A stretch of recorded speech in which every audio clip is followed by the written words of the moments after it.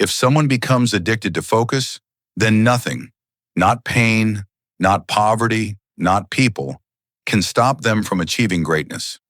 This is the story of a boy named Ethan. When you hear Ethan's story, you'll realize what real focus looks like and how it can turn the most impossible dream into reality. Ethan grew up in a small town in Texas. He lost both of his parents when he was only 12 years old. He lived in a foster home for a while, but eventually started working at a bike repair shop, earning barely $10 or $15 a day. He worked there day and night, trying to save enough to buy food and a place to sleep.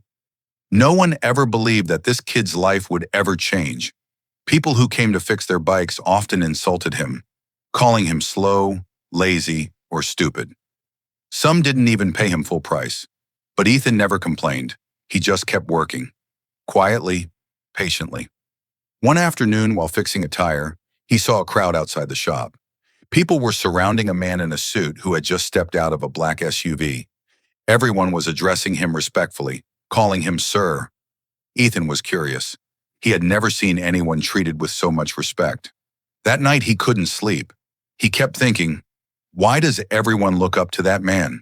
What makes him so different from me?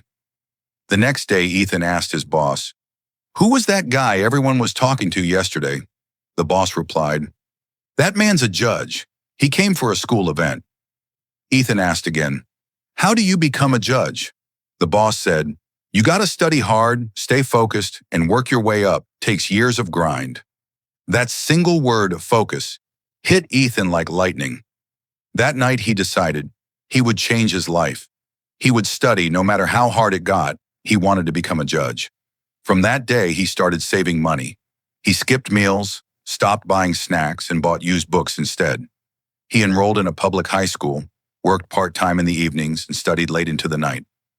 Years passed. Ethan graduated from college with honors. By then, he was 27 years old. For the last 15 years, his only obsession had been one thing: to pass the bar exam and become a judge. He worked construction jobs, delivered pizza, and saved every dollar so that he could take a year off to study for the bar exam. When that year finally came, he locked himself in a tiny rented room and studied 10 to 12 hours a day. He lived off instant noodles and water, but his eyes never left his books. 8 months in, his body started giving up. One night while studying, he collapsed. He woke up hours later on the floor, dizzy and weak. He thought it was exhaustion, but when the pain didn't stop, he went to the clinic. The doctor told him, "You've got kidney stones. You need surgery." Ethan couldn't believe it. He had no insurance, no savings left, and the surgery would cost thousands of dollars. He went home and prayed, "God, please, in just one more month, let me finish my exams." So he took painkillers and kept studying.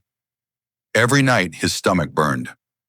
Every morning, he sat at his desk again. He told himself, "If I can't control my pain, I'll control my focus." Finally, exam day arrived. He walked into the testing center with a pale face and shaking hands, but his eyes were steady. He passed the written test with flying colors. A few weeks later came the interview, the final step. That morning, his pain returned. Worse than ever, he could barely stand straight. One of the interviewers asked, "Son, are you feeling okay?"